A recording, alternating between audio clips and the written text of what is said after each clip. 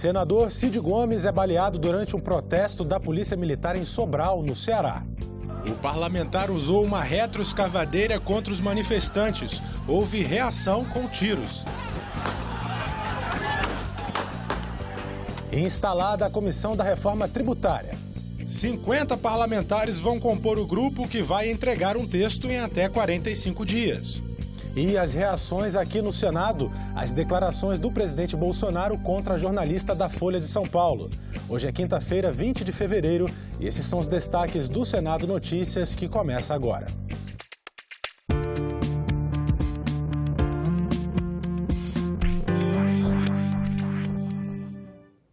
Olá, um bom dia para você. O senador Cid Gomes, do PDT, foi baleado no peito e na clavícula na tarde de ontem, durante um protesto de policiais militares em Sobral, no Ceará, a 230 quilômetros de Fortaleza. O senador está internado com quadro clínico estável. Movimento grevista pode fazer o professor, pode fazer o trabalhador, mas quem tem arma, direito de andar armado, não pode, pela nossa Constituição, fazer greve. Vocês têm 5 minutos para pegarem os seus parentes, as suas esposas, os seus filhos, calma, e sair daqui em paz. 5 minutos, nenhum a mais. Cid Gomes está hospitalizado, mas ainda não há boletim médico. No momento do tiro, o senador pilotava uma retroescavadeira para tentar furar um bloqueio feito por policiais no batalhão da Polícia Militar do município. Cid Gomes está licenciado do Senado e organizava um protesto contra um grupo de policiais que tenta impedir o trabalho da Polícia Militar. Quando saía do Congresso, o presidente do Senado, Davi Alcolumbre, disse que entrou em contato com o ministro da Justiça e Segurança Pública, Sérgio Moro, para garantir a segurança do parlamentar. Já tratei com o ministro Ramos, com o ministro Moro. O senador já está protegido lá no hospital, a Polícia Federal já está lá. Procede a informação de que ele estaria sob risco agora? A Polícia Federal já está no entorno do hospital e ele já está recebendo os procedimentos cirúrgicos e a nossa esperança é que ocorra tudo bem. E foi divulgado um boletim médico informando que o senador Cid Gomes apresenta boa evolução clínica e que o quadro cardíaco e neurológico não apresenta alteração. O senador encontra-se lúcido e respirando sem a ajuda de aparelhos. Foi instalada a Comissão Mista da Reforma Tributária. O desafio é simplificar a cobrança de tributos e impostos no país e, ao mesmo tempo, equilibrar interesses de estados, municípios e da União.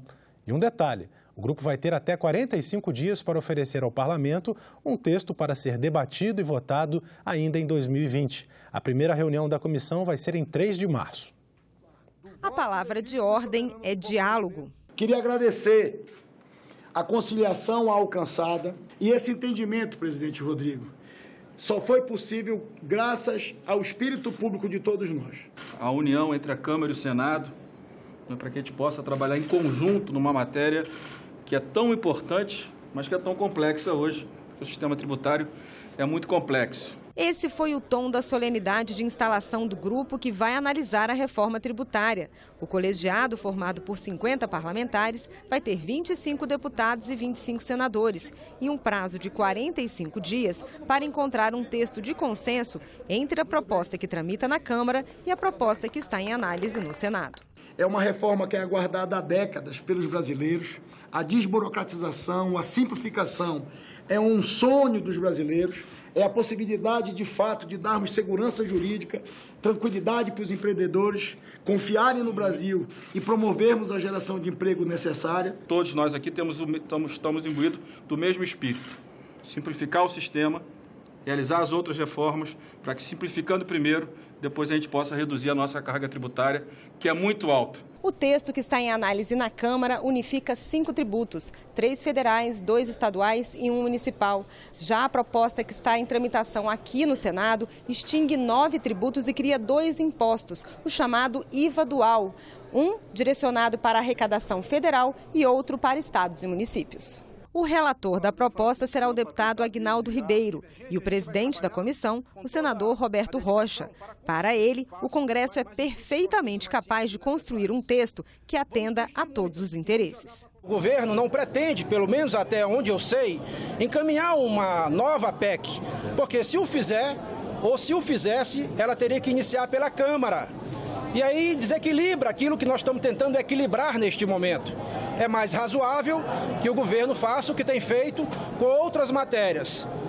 Eles apresentem a nós os conteúdos que interessem ao governo federal. Nós não estamos com vaidade de saber quem produziu o quê. Nós temos o sentimento de responsabilidade do que precisa o Brasil. E, nesse sentido, estamos todos imbuídos do mesmo propósito, de fazer uma reforma tributária para todos os brasileiros e não simplesmente para alguns. Mas, para conciliar todos os interesses, vai ser necessária muita conversa. É o que sinalizou o governador de São Paulo nesta quarta-feira, antes mesmo da instalação do colegiado. Estamos buscando um texto conciliatório que atenda a todos, mas que seja justo. Temos 46 milhões de brasileiros vivendo em São Paulo, é preciso ter um olhar e uma consideração a esses brasileiros que ali vivem. São Paulo é parte da federação, não é um país independente do Brasil, é um país que, aliás, contribui muito para o Brasil do ponto de vista fiscal, do ponto de vista da estabilidade, do ponto de vista da democracia. Mas nós entendemos que este programa que vai estabelecer um novo marco para a reforma tributária deve ser feita no âmbito do Congresso, a Câmara e do Senado, com a participação dos governadores, com a participação também dos municípios, aqueles que representam os municípios brasileiros, para haver, de forma conciliada, uma melhoria efetiva no processo tributário. Um dos donos da empresa Iacos, que presta serviço de disparo em massa de mensagens pelo WhatsApp, foi ouvido ontem pela CPI mista das fake news. O sócio da empresa Iacos afirmou que todas as operadoras de celular foram utilizadas para envio de mensagens, mas sem vinculação com nenhum CPF. Segundo ele, o ex-funcionário Hans River, que na semana passada apresentou à CPI uma lista de 10 mil CPFs, trabalhou pouco tempo para o grupo. Ele trabalhou especificamente em uma empresa do grupo, se eu não me engano, por apenas 38 dias, Vossa Excelência. Após novas falhas operacionais, ele foi demitido. Ele criou, de fato, uma forma como ele achava que a empresa trabalhava, tomou isso como verdade e quis colocar no processo trabalhista todas aquelas informações que, de forma alguma, no meu entender, tem a ver. Lindolfo negou irregularidades, mas disse que sua empresa disparou mensagens para as agências que fizeram campanha eleitoral para os então candidatos Jair Bolsonaro e Fernando Haddad. A agência usou a nossa plataforma para fazer envios de disparo via WhatsApp. Está registrado, então, que é o candidato Jair Messias Bolsonaro. A sua empresa prestou serviço ao PT através do candidato Haddad? Os disparos foram feitos através de uma agência. O depoimento foi interrompido em alguns momentos tumultuados. Mas na hora da pergunta de vocês questionam ele. Não, querido, mas você não deixa eu falar, você só passa para ele não está nem inscrito. Qual é a preocupação da deputada porque não falaram o nome do Bolsonaro? Não, ele vai falar, ele não falou, porque ele não terminou de falar. Eu vou concluir aqui, eu vou para a relatora. Ele falou. Na Comissão de Constituição e Justiça, senadores criticaram o presidente Jair Bolsonaro por comentários sexuais sobre a repórter da Folha de São Paulo, Patrícia Campos Melo, ofendida por Hans River na CPI mista das fake news na semana passada. Quero registrar veementemente o meu protesto contra as últimas falas do presidente da República, quando de forma grosseira, desrespeitosa e até um tanto quanto desumana para uma mulher se referir de forma muito incorreta, sugerindo questões de ordem da sexualidade. Parece que resolveram sair do armário todos os machistas, sexistas, os misóginos, os preconceituosos. Então vale uma reflexão do que queremos para o Brasil no futuro, porque é muito preocupante pessoas que encabeçam o poder e esse próprio Congresso não respeitar a figura da mulher. É um governo que ataca a democracia, que ataca as instituições democráticas e que ataca o pouco de civilidade que nós construímos ao longo da nossa história. Nós não podemos esquecer que é muito triste uma sociedade que agride a alma da mulher. Mas é mais triste ainda essa sociedade que aplaude quem agride a alma da mulher. E o presidente do Senado, Davi Alcolumbre, também comentou a declaração do presidente Jair Bolsonaro sobre a jornalista Patrícia Campos Melo.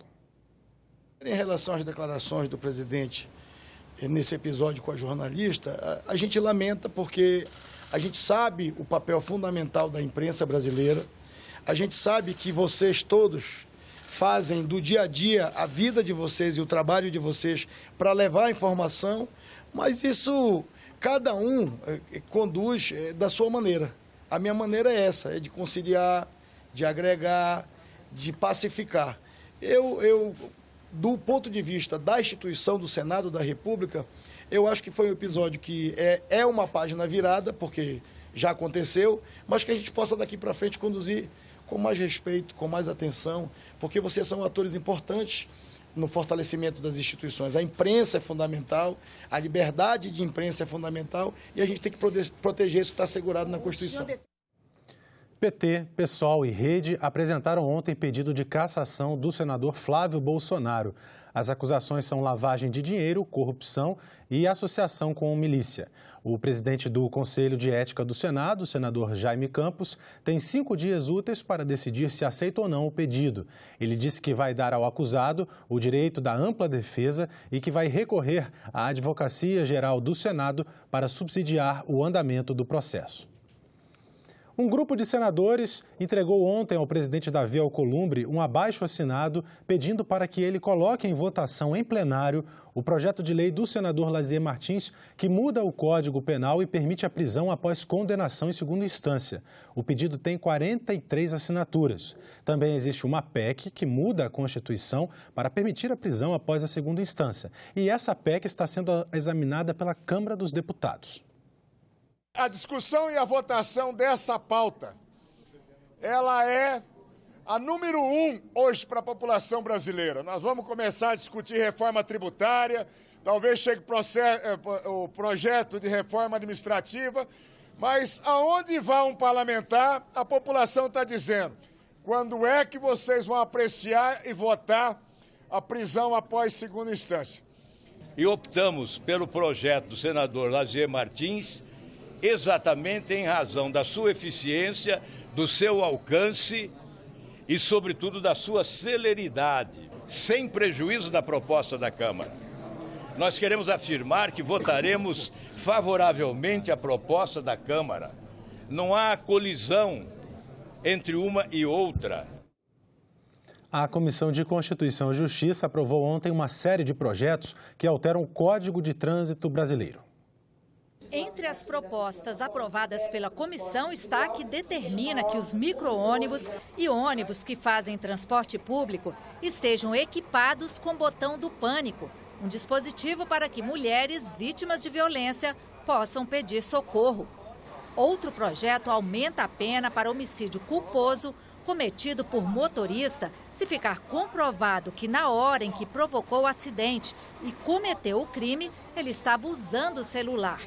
Senadores aprovaram ainda um projeto que transforma a multa em advertência nos casos de infrações leves ou médias cometidas por motoristas não reincidentes. Aquele caso do motorista que por 5 anos não tinha recebido nenhuma pena leve ou intermediária de trânsito, então depois de 5 anos sem multa, se ele receber uma multa considerado num crime considerado de trânsito leve ou intermediário, ao invés da multa, a primeira vai ser convertida numa simples advertência.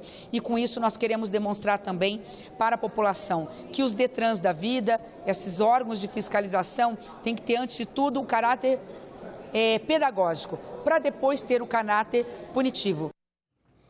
E um pedido de vista adiou para depois do Carnaval a votação da PEC que desvincula recursos dos fundos públicos, uma das propostas do Plano Mais Brasil do governo federal.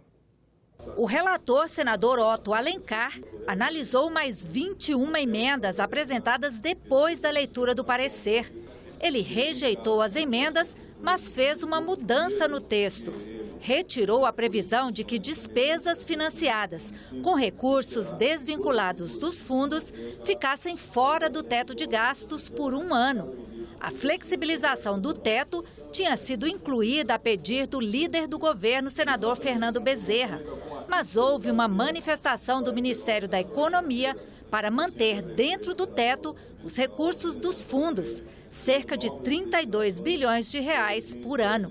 Tinha alguma incongruência com o artigo 3º, mas para garantir que não venha nenhuma suspeita de que eu estou nessa direção de romper o teto dos gastos, flexibilizar, nós retiramos, até porque eu quero registrar que lá atrás eu votei a favor da PEC dos gastos, porque eu achava e acho até hoje, na situação fiscal que o Brasil se encontra, nós temos que conter a sangria e os gastos que não sejam gastos imprescindíveis para o funcionamento da máquina pública. Como houve mudanças no texto, o líder do PT, senador Rogério Carvalho, pediu vistas e a votação da PEC dos fundos foi adiada para depois do Carnaval, no dia 4 de março. De acordo com o calendário feito pela presidente da comissão, senadora Simone Tebet, a segunda semana de março, a prioridade será a PEC emergencial. No dia 9 e no dia 10 de março, nós teremos as audiências públicas da PEC emergencial com a leitura do relatório no dia seguinte, na quarta-feira, dia 11 de março. Portanto, esse, entre aspas, atraso da PEC dos fundos por uma semana, ou pelo menos por uma reunião da CCJ, não vai atrasar o calendário da PEC emergencial. E quais fundos podem ser afetados nessa proposta de emenda à Constituição? Que atividades eles financiam atualmente e que impacto isso pode ter nos serviços públicos e na vida do cidadão? Para esclarecer essas questões, vamos ouvir agora aqui o consultor legislativo do Senado Federal, Ailton Braga. Bom dia, muito obrigado pela sua presença aqui conosco. Bom dia, Tiago. Bom dia, Ailton. Então, esses fundos tem um valor bastante expressivo dentro deles, né? E eu gostaria que você apresentasse, então, por que o governo, então, fez esse movimento de poder ter mais flexibilidade na utilização dos mesmos. Primeiro, é preciso esclarecer que a PEC não cria novos recursos, nem necessariamente reduz despesas. O principal objetivo dela é simplificar a gestão financeira e orçamentária do setor público, porque hoje parte das receitas do governo é vinculada a determinados fundos. E os fundos só podem gastar no que foi determinado em lei. Então, você precisa ter todo um sistema de controle para que isso ocorra. Com a PEC, se os fundos forem extintos, essas receitas passam ao Tesouro Nacional e serão de utilização livre. Então, você não vai precisar de todo um sistema de controle. Nós estamos falando aí de mais de 200 bilhões de reais que atualmente já estão nesses fundos infraconstitucionais? Aí é interessante que esses recursos, esses 200 bilhões, são recursos que foram acumulados pelos fundos ao longo do tempo. E eles acumularam esses recursos exatamente porque eles executam despesas em valor menor do que suas receitas. Um indicador da ineficiência desses fundos, né? Você vincula receitas, mas não consegue executá-las. Ou seja, não consegue executar as despesas. Acaba havendo uma certa poupança lá nos fundos e esse dinheiro fica fica preso na conta única do Tesouro Nacional. E quantos fundos, mais ou menos, se encaixam hoje nesses fundos infraconstitucionais, a quantidade de fundos e os principais deles? Há muitos fundos que não são mais ativos, que não recebem receita nem executam despesas, né? Fundos ativos tem menos de 50 no âmbito da União. Os principais, poderia mencionar Fundo Nacional de Desenvolvimento Científico e Tecnológico, Fundo Nacional de Segurança Pública, Fundo Penitenciário, Fundo Nacional de Aviação Civil e fundos na área de telecomunicações. Agora, esses fundos, alguns deles, por exemplo, da segurança pública, a segurança pública é um tema que interessa a praticamente todas as pessoas que vivem aqui no Brasil, né? O desenvolvimento científico e tecnológico é um fundo que paga bolsas de pesquisa, de estudo, Sim. que também fazem o país avançar. Com essa mudança, de algum modo, de alguma maneira, essas áreas poderão ficar prejudicadas? Há uma certa incerteza em relação a isso. Hoje, o fundo não garante que essas áreas vão ser beneficiadas pelos recursos, porque elas estão sujeitas a contingenciamentos. Por outro lado, esses fundos, a lei que rege esses fundos, ela define mais do que a vinculação de recursos. Ela define uma estrutura de controle e define como serão utilizados esses recursos. Então, pode haver prejuízo dependendo no aspecto gerencial desses recursos. Agora, não necessariamente essas áreas vão perder recursos, porque essas despesas passariam, se os fundos não forem ratificados, essas despesas passariam a ser pagas diretamente pelo Tesouro Nacional. Mas pode haver prejuízo gerencial em relação ao que é determinado hoje na gerência dos fundos. Agora, Ailton, um ponto muito importante realmente, que foi até objeto de alteração no relatório aí da PEC, é a questão do teto de gastos. Esses recursos que estão hoje dentro do fundo, ao esses fundos serem extintos, esses recursos deverão respeitar na sua utilização o limite imposto pelo teto de gastos, é isso? A situação não mudaria em relação a hoje. Hoje, as despesas desses fundos estão limitadas pelo teto de gastos e pelas metas de superávit primário. Com a desvinculação, os recursos vão para o Tesouro Nacional, passam a ser de utilização livre, mas estão limitadas pelo teto de gastos e pelas metas de superávit fiscal. Essa proposta de emenda à Constituição é uma das 3 que compõem o Plano Mais Brasil. A outra é a PEC emergencial e a outra a PEC do Pacto Federativo. A PEC dos fundos era, de certa maneira, uma PEC mais simples dentro desse escopo aí? Entendo que sim. Ela é mais simples porque ela não gera imediatamente uma redução de despesas, apenas simplifica o processo financeiro e orçamentário. Ok, e também agora essa simplificação é no caso de esses fundos tinham um conselho gestor que deveria se reunir e agora, em sendo extinta, se isso for aprovado, né, isso não haverá mais, né? Não só um conselho gestor, né? Você tem todo um sistema de controle para garantir que as receitas fossem utilizadas apenas no que foi determinado em lei. Agora, essas receitas passam a ser de utilização livre, o que simplifica muito o processo orçamentário e financeiro. Ok, então vamos aguardar, né, a volta aí dos trabalhos em março, né, para poder então saber como é que tramitará, se haverá alguma outra modificação nessa PEC antes da votação final. Muito obrigado, Ailton, pela sua presença aqui. O Ailton foi o consultor que trabalhou aí auxiliando os parlamentares na produção do relatório da PEC em questão. Muito obrigado. Obrigado. A comissão que analisa a medida provisória 898 de 2019, que estende o 13º para o Bolsa Família e para o benefício de prestação continuada, adiou pela 6ª vez a votação do relatório da MP. A próxima reunião está marcada para o dia 3 de março. E foi lido ontem o relatório da medida provisória que estabelece o contrato de trabalho verde-amarelo, com a finalidade de gerar empregos para os jovens. Foram quase 2.000 emendas apresentadas e foi concedida vista coletiva e a discussão ficou também para março. Ao ler o documento, o relator disse que a atual recuperação da economia permite que a MP atinja seus objetivos. Essa medida provisória nos dá a oportunidade de criar as condições para que o emprego seja catalisado. O contrato verde-amarelo, ele pode e certamente irá cumprir esse papel de fazer a aceleração desse processo. Nós teremos o Carnaval para estudar o relatório. Voltaremos aqui na próxima terça-feira, depois do Carnaval. Ali iniciamos a discussão e, se for, o senhor sabe também pela nossa experiência aqui, se for um dia, ou 2 dias, ou 3 dias, não é problema. No máximo, sei lá, terça, quarta, quinta, a matéria está votada. Em tempos de crise, como garantir suporte financeiro a instituições que prestam serviços gratuitos à população e que dependem de verbas e convênios com o poder público, patrocínio e doações? A audiência na Comissão de Assuntos Econômicos debateu o projeto que regula o título de capitalização como uma forma de arrecadação das entidades beneficentes de assistência social. Com o projeto, busca-se regular o assunto e dar segurança jurídica a essas entidades. Conseguir reverter tudo isso com grandes investimentos, não só em tecnologia, mas em gestão de conhecimento e até mesmo em pesquisa. Eu acho que isso é o que tem feito a grande diferença hoje na saúde do Brasil, né? E eu posso dizer que as outras instituições também caminham nessa linha. Toda a questão operacional fica com a entidade de capitalização e seus distribuidores, mas faça com que o recurso chegue até a entidade, porque ela, melhor do que ninguém, sabe como aplicar.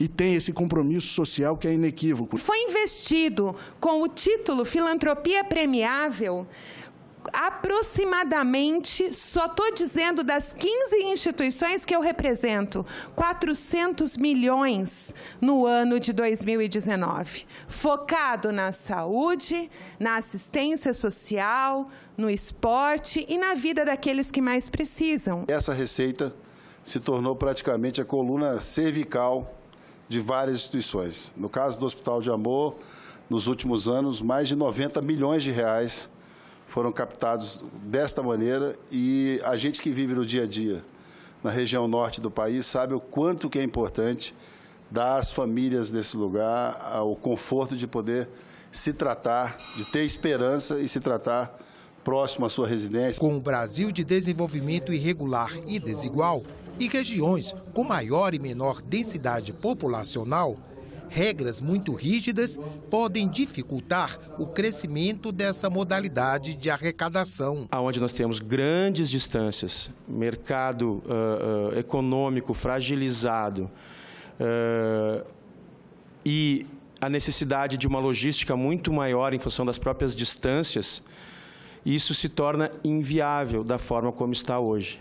O que nós queremos é que, no mínimo, nós tenhamos dentro do processo de capitalização, se a intenção é realmente beneficiar as entidades filantrópicas, que nós sejamos o mais atrativo dentro do mercado de capitalização para isso. Mas o potencial do título de capitalização para alavancar os recursos de entidades de assistência social anima quem está envolvido com essa área. A modalidade filantropia hoje ela responde por 6%. Eu não tenho dúvidas do potencial de crescimento disso.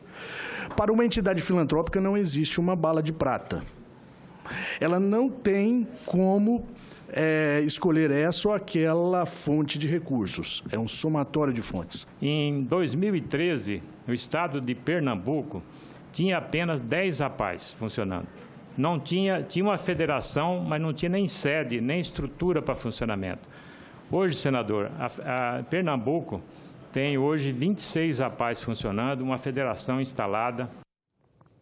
Incentivo para a contratação de pessoas com mais de 60 anos e possibilidade de desaposentação. Propostas aprovadas ontem pela Comissão de Assuntos Sociais.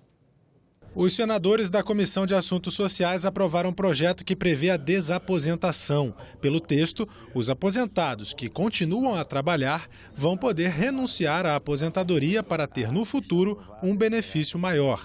A matéria vai ao plenário do Senado. A aposentadoria é um direito patrimonial de caráter disponível e, portanto, passível de renúncia. Ademais, não nos parece justo obrigar o aposentado que continua a trabalhar a seguir contribuindo para a Previdência sem a devida contrapartida. Outro projeto aprovado prevê que o empregador possa deduzir da contribuição social o valor de um salário mínimo para cada 6 meses de trabalho de um empregado com mais de 60 anos. Também haveria dedução na contribuição social sobre o lucro líquido. Os incentivos teriam duração de 5 anos. A proposta segue para a Comissão de Assuntos Econômicos. O trabalho para além dos 60 anos de idade tornou-se uma imposição previdenciária. Nesse contexto, a proposta do senador Chico Rodrigues, que ora se analisa, cria incentivos para que o empregador possa contratar de maneira diferenciada pessoas idosas, prontas a oferecer sua contribuição na produção de bens e serviços para o crescimento do país. A medida trará, sem dúvida, maior efetividade ao disposto no artigo 28 do Estatuto do Idoso, que prevê o dever do Estado em promover ações de estímulo à permanência da pessoa idosa ao mercado de trabalho. O Brasil deve lançar até junho uma Carta Brasileira para Cidades Inteligentes, com orientações para modernizar as políticas públicas nacionais. A proposta deve ter uma linha de crédito especial do BNDES para municípios que aderirem às mudanças. O projeto foi lançado em março de 2019 para pensar o processo de transformação digital no Brasil. Segundo Adriana Alves, a carta é uma proposta para o país usar de forma mais inteligente a tecnologia nas prestações de serviço. Como as pessoas elas se relacionam com o espaço das cidades, né, nesse contexto de transformação digital. E a gente pensa também muito nos serviços prestados à população pelo poder público local, né? Então, melhorias da gestão, a construção de uma inteligência territorial, né, nos níveis na escala local, né, a gente conseguir prestar um melhor serviço, um serviço mais ágil, mais eficiente, mais transparente para a sociedade. A carta deve ser um marco de modernização das políticas públicas e o Ministério de Ciência e Tecnologia já trabalha num plano de implementação que deve ser apresentado ainda neste ano. O BNDES está criando uma linha de financiamento facilitado para os municípios que aderirem às propostas de modernização. A nossa ideia hoje é criar um modelo brasileiro alinhado com a questão da Carta de Cidades Inteligentes, levando em consideração as melhores práticas mundiais. Nosso Ministério tem feito parcerias com outros países acerca desse assunto.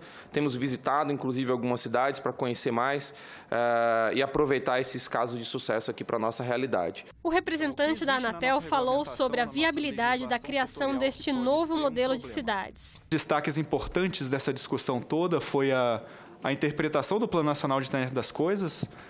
A gente já estava fazendo esse debate quando o plano saiu e o plano foi excelente nesse ponto. Discussões importantes que aconteceram foi na questão de qualidade, né? A Anatel tem toda uma regulação de qualidade de serviço para serviços móveis, por exemplo, para serviços fixos. Que nível de aderência tem esse tipo de regulamentação para dispositivos de IoT? Se é que faz sentido ficar exigindo coisas desse tipo no ambiente de IoT, né? Sendo que a gente está falando de um modelo bastante disruptivo, bastante inovador ainda. O projeto é parte de uma parceria entre Brasil e Alemanha. Acho que isso é um tema que para o Brasil e para a Alemanha é um dos desafios, uma das possibilidades grandes, é uma transformação global que precisa de parcerias internacionais para achar boas soluções e boas políticas. E daqui a pouco, às 10 horas, horário de Brasília, está prevista audiência pública na Comissão de Meio Ambiente. Senadores e convidados vão debater o projeto que cria a Política Nacional de Pagamento por Serviços Ambientais. De autoria do deputado Rubens Bueno, do Cidadania do Paraná, o projeto tem como relator o senador Fabiano Contarato, da Rede do Espírito Santo. A TV Senado vai transmitir ao vivo essa audiência.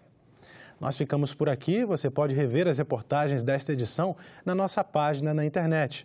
Acesse senado.leg.br/TV. Muito obrigado pela sua companhia e continue sintonizado aqui na TV Senado.